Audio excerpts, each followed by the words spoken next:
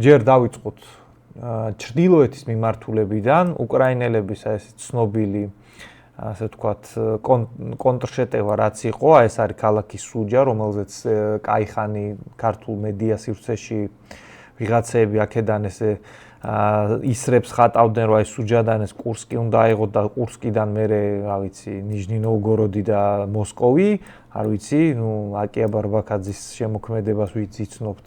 გაგახსენდებათ ეგ ვიდეოები, მაგრამ რეალურად ეს ტერიტორია იყო დაკავებული. ეხლა აი ეს არის უკვე რუსეთ-უკრაინის საზღვარი, ამ მონაკვეთზე რუსები გადავიდნენ პირიქით კონტრშეტევაზე და აი აქ ეს ტერიტორია დაიკავეს. ცოტა უფრო შიგნითაც იყვნენ შესული, მაგრამ აქ უკრაინელებმა განახორციელეს კონტრშეტევა. ერთ-ერთი ყველაზე ბრძოლის უნარიანი დანაყოფები გადმოისროლეს და ამ მიმართულებით რუსების გარღვევის შეჩერება შეძლეს. აი აქ ანდრეევკა არის ესეთი დასახლებული პუნქტი და ამაზე საკმაოდ დიდი ბრძოლა იყო და უკრაინელებმა მისი უკან აღება შეძლეს და აქედან გამომდინარე უკვე ეს ფრონტის ხაზი პრინციპში გაიყინა, ანუ რუსებმა გააკეთეს ესეთი ბუფერული ზონა და რამდენიმე ადგილას ასევე არის პატარა ასე ვთქვათ დესანტირება საზღვრის მეორე მხარეს, მაგრამ ეს მცირე ადგილები რეალურად არ არის მნიშვნელოვანი ფრონტის ანალიზის ფარგლებში. აქ შეგვიძლია ვთქვათ, რომ უბრალოდ აი ქალაქი სუმის მიმართულებით რუსებმა გარღვევა გააკეთეს, უკრაინელებმა გადმოისროლეს აქ ძალები, გააჩერეს ეს შეტევა. გასაგებია, რომ ამ ძალების ბლოკირებას რუსები რასაც აქ იყენებენ, ჭირდება უკრაინელების თანაწონადი ძალები და აქ უკრაინელების რეზერვების შეკავება ხდება. აი ეს არის ვოვჩანსკის მიმართულება, რომელიც ასევე იგივე ამოცანას ასრულებდა, როდესაც დონბასის მიმართულებით წინა წელს იყო შეტევა და მაგ მომენტის მერე აქ დიდად არ შეცვლილა ფრონტი.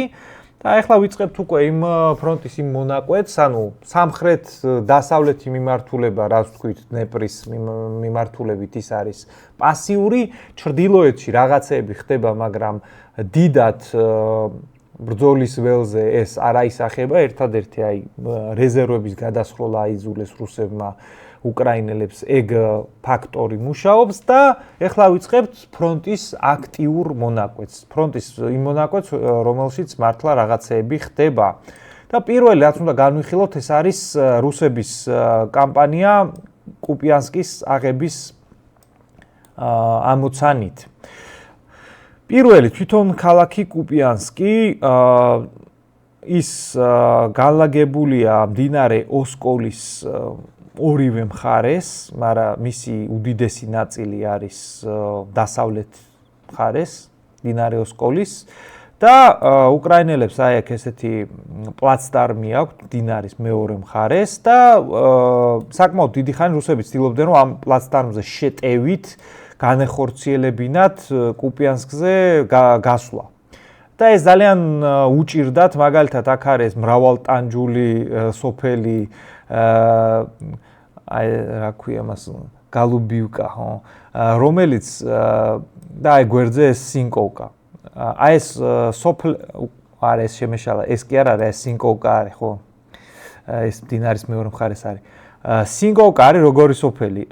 აქ მაგალითად დაახლოებით წელიწად ნახევარი 2 წელია რუსების კოლონები შემოდიოდნენ, უკრაინელები ამ სინკოვკაში წვავდნენ მათ, ანუ აი შუბლით შეასკდნენ აი ამ რაღაცა 2-3 ქუჩიან, 2 პატარა სოფელს, იმიტომ რომ სტრატეგიული ამოცანა იყო და ზოგადად აი ეს გარღვევა ასევე მდინარის მიმართულებით, რომელიც რუსებმა განახორციელეს წინა წელს, იმ ამოცანის იყო, რომ მდინარის აღმოსავლეთ მხარეს უკრაინელების დაჯგუფება ორად გაეჭრათ და ეგ შეძლეს. ანუ კუპიანსკის ფრონტის ლოკალიზება მოხდა. და შემდეგ რუსებმა დაიწყეს ის, რასაც როგორც ჩანს უკრაინელები არ ელოდნენ. ანუ ეს არის მდინარე ოსკოლი, აი ეგ გადის და რუსებმა დაიწყეს დესანტირება კუპიანსკის ჩრდილოეთით. ანუ ცადეს არა გარღვევა თვითონ კუპიანსკის მიმართულებით და რამდენჯერმე სხვათა შორის ცდილობა იყო თვითონ ქალაქში შესვლის და ეგ მე აღარ გამოვიდათ და უკან დაიხიეს და მოახდინეს დესანტირება. და აქ არის ძალიან სპეციფიკური მომენტი, ანუ აი აქ არის მაგალითად რუსეთ-უკრაინის საზღვარი და აქ შეტევა საკმაოდ უადვილდებათ რუსებს თავისი საზღვრიდან, თვითონ ეს რეგიონი იზოლირებული არის იქიდან გამომდინარე, რომ გზები და კომუნიკაციები კუპიანსკიდან აქ რაც მიდიოდა საკმაოდ დაშორებულია, ხოლო რუსებს ეს მხარი ლოჯისტიკური მოკლე აქვთ. ამიტომ თავისი საზღვრიდან მდინარე ოსკოლის დასავლეთ მხარეს ეს ბუფერული ზონა შექმნეს, ანუ გაამყარეს ასე ვთქვათ თავისი ფლანგები და დაიწყეს აი ამ ჩრდილოეთ მიმართულების აღება, აი დღეს მაგალითად რა ბოლო ინფორმაციაც მოვიდა ეს კინდრაშევკას დაკავების შესახებ და ასევე რაღაც ინფორმაციებია, რომ რადოვკაშიც შეტევებია, მაგრამ ეს უფრო ალბათ არ ვიცი, რუსული მხარის პროპაგანდა წინასწარ აცხადებს ამის დაკავებას, მაგრამ ნუ ჯერ საეჭვო არის, სანამ კადრები არ იქნება ადრეა მაგისი თქმა, მაგრამ ნუ ამოცანა გასაგებია, ეგ კუპიანსკი არის, აქ არის მდინარე ოსკოლი და რუსები ცდილობენ, რომ მდინარის მეორე მხარეს შექმნილი თავისი პლაცდარმით გადაჭრან მისი მომარაგების ხაზები. ერთი მომარაგების ხაზი, აი ჩვენ შეგვიძლია ვნახოთ, რომ კუპიანსკში, ეხლა ეს აღმოსავლეთით მიმავალი გზა სინამდვილეში პირიქით არაფერს არ ამარაგებს, ეგ არის მათი ანუ უკრაინელების პლაცდარმის უზრუნველყოფის მაგისტრალი.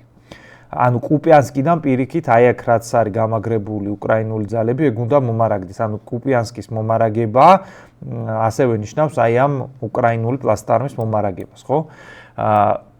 თვითონ კუპიანსკში შედის სამი ძირითადი ტრასა, ერთი ჩრდილოეთ მიმართულებაზე რაც არის, რომელიც აი ამ კინდრიშევკასთან გადიოდა, ეგ უკვე გადაჭრილია და რუსები გააგრძელებენ ამ მიმართულებით თავისი კონტროლის გაფართოებას, რომ ეს ჩრდილოეთ ფლანგი გააძლიერონ. მე მაგალითად ჩემი აზრით ველოდები, რომ რადიუკას დაკავების შემდეგ პირდაპირ არ ეცდებიან კუპიანსკის მიმართულებით დარტყმას, ეცდებიან აი მცირე დასახლებების ასევე დაკავებას იმისთვის, რომ მყარი ეს ჩრდილოეთი და ჩრდილო-დასავლეთ ფლანგი ჰქონდეთ. არის კიდევ ერთი ეს მომარაგების ხაზი, რომელიც ასევე ზედმეტად ახლოს გადის რუსების მიერ დაკავებული ასე ვთქვათ დასახლებებიდან და რეალურად კუპიანსკის მომარაგება არის აი ამ დასავლეთით მიმავალ ტრასაზე, რომელიც ხარკოვამდე ჩადის. ანუ ეს არის კუპიანსკის მომარაგების მთავარი არტერია. და ამ არტერიასთან საკმაოდ ახლოს არიან, ანუ უკრაინელების ნომერ პირველი ამოცანა არის აი ამ ლოჯისტიკური არტერიების შენარჩუნება. მათ გარეშე ეს ქალაქიც და ამ ქალაქის აღმოსავლეთით მდებარე მდინარე ოსკოლის გადაღმა არსებული უკრაინული პლაცდარმიც დაიკარგება. რუსების ამოცანა ამ ლოჯისტიკური არტერიების გადაჭრა და ეს ოპერაცია მიმდინარეობს ამჟამად. ტემპები როგორიც არის, ანუ იგივე ხა მდინარე ოსკოლის ეს აქეთ ამ ხარის დაკავება მოხდა ზამთრის და გაზაფხულის პერიოდში, ანუ შესაძლებელია ვივარაუდოთ, რომ უშუალოდ კუპიანსკის შტურმს რუსები წლის ბოლომდე აპირებენ, აი ნუ ტემპი დაახლოებით ეგეთი არის. აქ მეტნაკლებად სტატიკური არის ფრონტი, კი რაღაცა შეტევები ხორციელდება, მაგრამ ყველაზე ესეთი საინტერესო ფრონტის მონაკვეთი არის აი ეს სევერსკის ფრონტი. რატო არის სევერსკის ფრონტი საინტერესო? მაგალითად, აი მთელი ამ ომის მანძილზე თუ არის რაღაცა მონაკვეთი, სადაც უკრაინული გენშტაბი ან უკრაინული სარდლობა ყველაზე ეფექტურად ახორციელებდა თავდაცვას, ანუ ყველაზე ეფექტურად თუ სადმე ხდებოდა უკრაინელების თავდაცვის მენეჯმენტი არის ზუსტად სევერსკის მიმართულება. ანუ ყველაზე სტატიკური ფრონტი იყო ეს. და აქ როგორც ჩანს მდგომარეობა შეიცვალა. რატო? მაგალითად, აქ არის ეგეთი დასახლებული პუნქტი ბელაგოროვკა. აქ არის ესეთი ტერიკონი, ანუ აქ მაღაროდან ამოღებული მადნის ნარჩენებისგან მთა არის შექმნილი და აქ იყო სიმაღლეები. აი აქ მაგალითად, აი ცოტა ზემოთ არის სევერსკიდანაც ეგეთი მდინარე და უკრაინელებს აქ ეჭირათ ძალიან ეფექტურად თავდაცვა, უკვე წლებია შეიძლება ითქვას, ანუ აქ თავდაცვას უზრუნველყოფდა მდინარე, აქ ესე ვთქვათ, შემაღლებული პუნქტები და ეს ბელაგოროვკა რამდენჯერმე გამოაცხადეს რუსებმა, რომ ეს აიღეს და მე აღმოჩნდა, რომ ეგ ტყუილი იყო, მაგრამ ეხლა მოხდა ამ სტრატეგიული დანიშნულების ესე ვთქვათ, დასახლებულ პუნქტის აღება რეალურად მართლა, იმიტომ რომ დამადასტურებელი კადრები არის და მოხდა გარღვევა. და გარღვევა მოხდა სევერსკის მიმართულებით. აი მთელი ეს ფრონტი სევერსკის ფრონტად, იმიტომ მოიხსენიება, რომ ეს არის მთავარი ლოჯისტიკური ჰაბი, ამ ქალაქიდან ხდება მთელი ამ მიმართულების ლოჯისტიკა და გარღვევა მოხდა ორი მიმართულებით. ერთი უშუალოდ აი სევერსკთან საკმაოდ ახლოს არის მისული უკვე რუსების მოწინავე პოზიციები და მეორე ეხლა რუსები ახორციელებენ სერებრიანკას შტურმს, დასახლებული პუნქტის დაახლოებით ნახევარი აქვს დაკავებული. თუ ისინი შეძლებენ მთლიანად ამ დასახლებული პუნქტის დაკავებას, უკვე იგივე პროცესი წავა, რაც ზემოთ კუპიანსკზე გაჩვენეთ. ანუ დაიწყება უკვე სევერსკის ოპერატიულ ალყაში მოქცევა. კიდე ერთი რაც მინდა რომ აქ აგიხსნათ რუკასთან მიმართებაში. უნდა გვახსოვდეს, რომ აი ეს აღნიშვნები არის ყოველთვის პირობითი. იმიტომ რომ აი ეს ზუსტად მაგალითად ფრონტის ხაზი სად გადის, აი მაგალითად ხა სერებრიანკაში ზუსტად ფრონტის ხაზი სად გადის, უკრაინის და რუსეთის გენშტაბებშიც კი არიციან ახლა. და ამას რატო ვამბობ? აი ნებისმიერი ეს რუკა, როგორც აგიხსენით, არის მოხალისეების მიერ შედგენილი იმ კადრების მიხედვით, რომლებსაც ისინი ნახულობენ ღია წყაროებში, როცა აი ვიღაც რომელიმე ჯარისკაცმა მაგალითად უკრაინელმა აი აქ რომ გადაიღო როგორ ესურის დაუშვათ რუს აი მიმართულებით, ესე იგი აქ რახან უკრაინელია, ესე იგი ეს უკრაინელების კონტროლის ზონა. უბრალოდ საბრძოლო მოქმედებები ისეთია, მით უმეტეს დასახლებული პუნქტის შიგნით, რომ ეგ სიტუაცია იცვლება ხოლმე არათუ დღეებში, არამედ საათებში. ასევე არის აქ ხა მინდვრებში როგორ გადის, ეს არის ყველაფერი პირობითი აღნიშნა. ეგ ერთი. მეორე, კონტროლის ზონები არის საკმაოდ პირობითი ცნება. მაგალითად, აი აქ რო არის ახლა აღნიშნული რუსების კონტროლის ზონა, აქ დააფიქსირეს რუსის ჯარისკაცები, მაგრამ ფრონტის ხაზი სადაც გადის, ორივე მხარეს, აი დავუშვათ უკრაინული დივერსიული ჯგუფები ბევრად უფრო სიღრმეში ოპერირებენ, მაგალითად, სადღაც აი ამ დასახლებულ პუნქტებში ჩვეულებრივად შეიძლება რომ უკრაინული დივერსიული ჯგუფი შევიდეს და ან სამხედრო კონვოიზე მოახდინოს თავდასხმა, ან ჩასაფრება გააკეთოს და ზუსტად ეგრევე ოპერირებენ რუსებიც ამ ხაზის შიგნით. ანუ თუ აქ გადის დაუშვათ პირობითი აღნიშვნა, ეგ ნიშნავს, რომ აი რაღაცა ბუფერული ზონა რო წარმოიდგინოთ, ეგ ნიშნავს, რომ სადღაც უკვე სევერსკთან რუსები ოპერირებენ, ანუ უშუალოდ ამ ქალაქთან დივერსიული ჯგუფები როგორც მინიმუმ შედიან. დანარჩენი ეს მონაკვეთი არის ასევე სტატიკური და ახლა გადავდივართ ერთ ყველაზე საინტერესო მონაკვეთზე და ეს მინდა რომ მთლიანად განვიხილოთ, იმიტომ რომ მთლიანობაში არის ეს ყველაფერი სანახი. ერთი წამით ჩავრთო კიდე დამატებით რაღაცებს, რომ კი ბატონო. რა მიმართულება ეს არის ალბათ რუსების 2025 წლის ზაფხულის კამპანიის მთავარი მიმართულება. თუ რა თქმა უნდა რაღაცა გაუთვალისწინებელი ჩვენთვის ახლა უცნობი ფაქტორი არ მოხდა. რა მიმართულება არის ეს? ეს არის პოკროვსკი და კონსტანტინოვკა.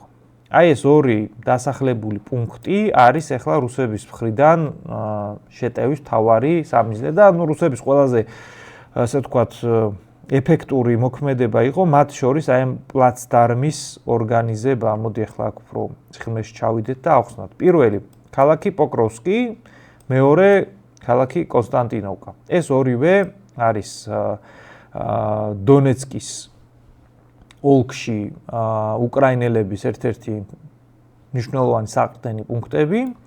ქალაქი პოკროვსკის მომარაგებას რაც შეეხება ახლა რეალურად მეტნაკლებად უსაფრთხო არის აი ეს ჩრდილოეთით მიმავალი ტრასა, იმიტომ რომ დასავლეთით რა ძირითადი ესე ვთქვათ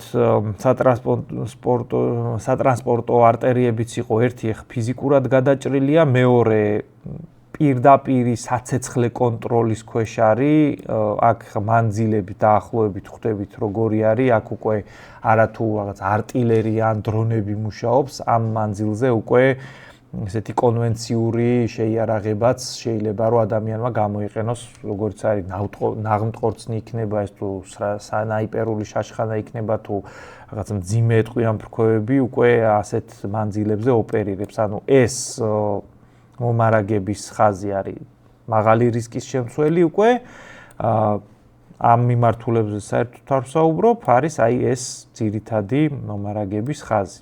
და რუსები ამ გარღვევით ნელ-ნელა ნაბიჯ-ნაბიჯ აგქმნიან აი ამ ჩრდილოეთ მიმართულების გადაჭრის საფრთხეს. ნუ ბოლო რაც რუსებმა აიღეს ეს არის თუ სწორედ წავიკითხავთ შეიძლება რაზინე და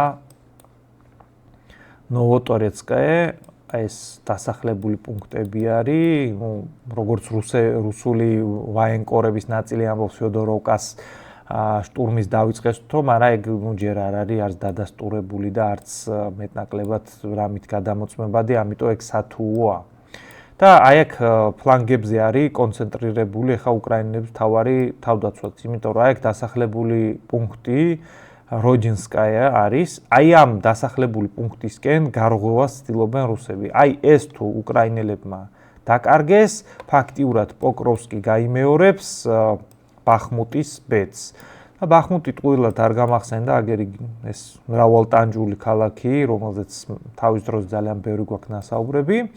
ჩვენ ახლა აი ამ გარღვევის ერთი მიმართულება არის, როგორც ვთქვით, პოკროვსკის იზოლაცია, მეორე მიმართულება ასევე არის კონსტანტინოვკას ალყაში მოქცევა და კონსტანტინოვკას ალყაში მოქცევისთვის, რა თქმა უნდა, ეს უზრუნველყოფს სამხრეთ-დასავლეთ მიმართულების, ასე ვთქვათ, მხარდაჭერას, მაგრამ მთავარი კონსტანტინოვკას მიმართებაში ეს არის ჩასოვი არის. აი ბახმუტთან ბახმუტის ბრძოლის მერე კი გახსოვთ ესეთი ქალაქი არის ჩასოვი არის და რუსებმა ეხლა დაამთავრეს ფაქტიურად ამ ჩასოვი არის დაკავების აღების ოპერაცია. იქ არის რამდენიმე პუნქტი კიდე რომელიც უკრაინელების ხელშია, მაგრამ რეალურად აი ეს მთელი ეს ჩასოვი არის დასახლებული პუნქტი ეხლა რუსების ხელში არის გადასული და ეს რატო არის მნიშვნელოვანი, მინდა რომ ეგ განახოთ. ეხლა მინდა რომ ცოტა ხნით რუკა შევცვალო წამით და გადავერთოთ მოდი ტოპოგრაფიულ რუკაზე, ანუ ეს არის რუკა, სადაც ნაჩვენებია სიმაღლეები. აი ეს არის ქალაქი ბახმუტი, როგორც გითხარით. ის განლაგებულია ესეთ დაბლობში. აი ეს არის კონსტანტინოვკა, რასაც ახლა გაჩვენებდით და ეს არის ჩასოვი არის. და ხედავთ, რომ ეს წითლად რა მონაკვეთებიც არის, ეს არის სიმაღლეები. აი ესეთი ქედი მიუყვება და ამ ქედზე გადის სხვათა შორის ესეთი წყალმომარაგების არხი, რომელიც თავის დროზე საკმაოდ ეფექტურად გამოიყენებოდა როგორც თავდაცვითი ზღუდე უკრაინელების მხრიდან. და ეს ჩასოვი არის განლაგებული ამ რეგიონის ყველაზე შემაღლებულ წერტილზე. ამიტომ მოანდომეს ამდენი ხანი რუსებმა მის შტურმს, რომ სტრატეგიული სიმაღლეა და ბახმუტიდან უწევდათ აი აღმართში შეტევა. როდესაც ამ დომინანტის სიმაღლიდან შესაძლებელია მთელი ტერიტორიის კონტროლი და საცეცხლე ზემოქმედება და ეხლა ეს წერტილი რუსებმა დაიკავეს და რა ფუნქციასაც ჩასოვი არის ასრულებდა უკრაინელებისთვის ბახმუტის კამპანიაში, ანუ ჩასოვი არიდან, ანუ ამ სიმაღლიდან აქტიურად და ეფექტურად ახორციელებდნენ ბახმუტის შტურმისას რუსების წინააღმდეგ საცეცხლე ზემოქმედებას. ეხლა რუსებმა რო დაიკავეს ეს სტრატეგიული სიმაღლე, იგივე უპირატესობა უჩნდებათ უკვე კონსტანტინოვკას მიმართულებით, ანუ აი ამ სიმაღლიდან, რომელიც ახლა რუსებმა აიღეს, დაიწყება კონსტანტინოვკას შტურმი. და ეს უკვე ჩემი ვარაუდია, პირველი რასაც რუსები ეცდებიან, იქნება არა უშუალოდ კონსტანტინოვკაში შესვლის მცდელობა, არამედ აი ამ კონსტანტინოვკას ჩრდილოეთით არსებული ქედის დაკავებას ეცდებიან, ანუ აი ამ სიმაღლეების აღებას და აქედან უკვე როგორც კონსტანტინოვკას ძირითადი მომარაგების ხაზის გადაჭრა იქნება შესაძლებელი, ისე უკვე მთლიანად ქალაქის დაკავება. ეხლა ისე უკან რომ დავბრუნდეთ ჩვენ აგერ ისევ დაუბრუნდით სატელიტური თანამგზავრის ფოტოებს, აი ამ ჩასოვიარზე გქონდა ზუსტად საუბარი და აქედან უკვე აი ამ სიმაღლეებიდან და აი ამ მიმართულებით იქნება ჩემი ვარაუდით შემდეგი შეტევა უკვე რუსების, რომ აი ეს სიმაღლეებიც აიღონ და აქედან მოხდება უკვე კონსტანტინოვკას შტურმი. ეს ორი დასახლებული პუნქტი წარმოადგენს ახლა რუსებისთვის მნიშვნელოვან მიმართულებას ამ ზაფხულის კამპანიისთვის, ანუ მოდი მოვნიშნოთ, ესე იგი, ერთი წლის ბოლომდე რუსების ცდილობა იქნება, რომ უკვე კუპიანსკის შტურმი დაიწყონ.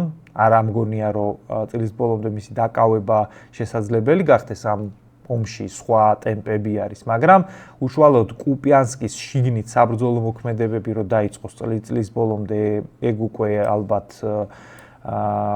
ექსურათი იქნება და ასევე იქნება უკვე კონსტანტინოვკას და პოკროვსკის შტურმი დაწყებული ამ ზაფხულის კამპანიის ბოლოს, ალბათ ზამთრის კამპანიის დასაწყისში.